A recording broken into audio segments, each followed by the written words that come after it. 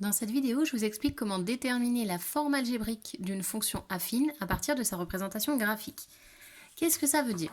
On va nous donner une représentation graphique et on va nous demander à nous de trouver la formule.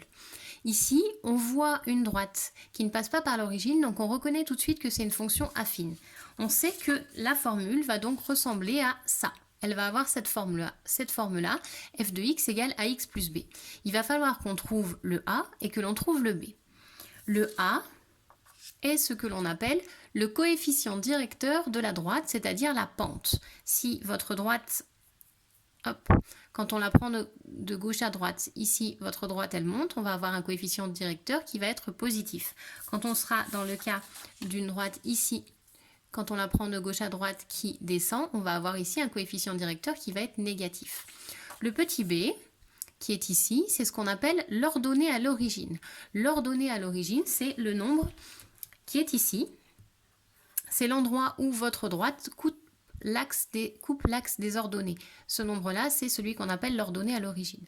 Pour trouver la formule, pour trouver la forme algébrique de notre fonction à partir du dessin, la première chose qu'on va faire, justement, c'est de trouver le b, c'est de trouver l'ordonnée à l'origine. Ici, je regarde où est-ce que ma droite coupe l'axe des ordonnées.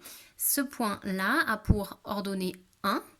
Donc, le b, dans cette fonction, est égal à 1 dans les positifs. Donc, ici, on aura une fonction f de x, puisque ma fonction et la droite représente la fonction f. Donc, f de x égale quelque chose fois x, et le b est égal à plus 1. Donc, ici, on sera à plus 1. À partir de là, on va pouvoir trouver le a. On va utiliser une méthode que j'appelle la méthode des petits nuages. On part de l'ordonnée à l'origine.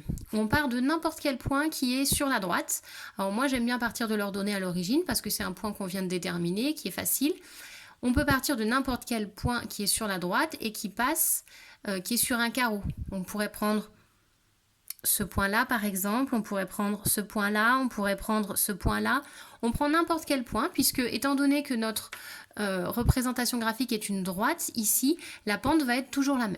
À partir de ce point, je prends moi l'ordonnée à l'origine. Je me déplace de 1 vers la droite. On se déplace toujours de 1 vers la droite. Une fois qu'on est arrivé, on va se déplacer verticalement pour aller chercher notre droite violette. Donc ici, je vais monter. Donc je monte de 1, 2. Puisque je suis montée de 2, ici, j'ai un A qui est égal à 2. La pente de ma courbe est égale à 2. Je l'appelle la méthode des petits nuages parce qu'ici, ça forme un petit nuage. Je vous montre si j'avais essayé à partir d'un autre point, à partir de ce point-là, par exemple. Je me décale de 1 vers la droite. On se décale toujours de 1 vers la droite. Une fois que je suis arrivée là, je vais aller chercher verticalement ma droite qui représente la fonction. Donc ici, je monte de 1, je monte de 2. Je suis montée de 2 unités. J'ai bien 2 ici comme pente de ma droite, comme coefficient directeur. Donc, on choisit le point que l'on veut. Moi, j'aime beaucoup commencer par l'ordonnée à l'origine, puisque c'est le point qu'on vient de définir. Alors, on fait bien attention, puisque le premier nombre qu'on cherche, c'est l'ordonnée à l'origine, donc le b, celui qu'on va trouver là, mais on ne le met pas au début, on le met bien à la fin. C'est le plus b, qui est donc à la fin. On fait sur un deuxième exemple. Hop, ici, j'ai une fonction qui va s'appeler h. Donc déjà, je vais avoir h de x est égal. Je vois une droite qui ne passe pas par l'origine, je reconnais donc une fonction affine. Il va donc falloir que je trouve le a et le b. Je commence par le b. Le b est l'ordonnée à l'origine, donc c'est le nombre qui est ici. Donc je suis à plus 1, plus 2, plus 3. Donc dans ma fonction, à la fin, j'aurai un plus 3.